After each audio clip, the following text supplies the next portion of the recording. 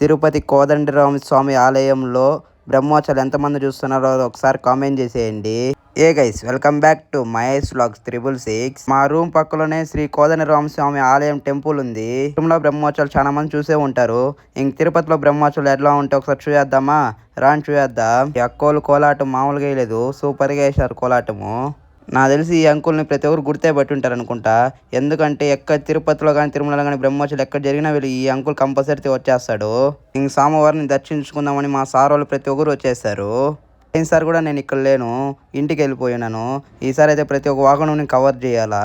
ఇంకా అలా మాట్లాడుకున్నామో లేదో సోమవారం కూడా మనకి దర్శనం ఇచ్చేశారు. ఈ అంకుల్ ఎవరంటే మాకు భోజనం చేసేది ఈ అంకులే. సారు ఆరతి పొలం ఎత్తుకొని పోయి అక్కడ దర్శనం చేసుకొని పూజ చేసుకొని వచ్చేసారు. ఇంక మనం దండం పెట్టుకుందాం పదండి.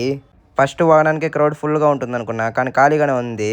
నాకైతే దర్శనం బాగా జరిగింది. రేపు ఇంకో వాహనం మేము ముందుకు వస్తాం. Okay, Mahesh vlogs follow and subscribe. Okay bye.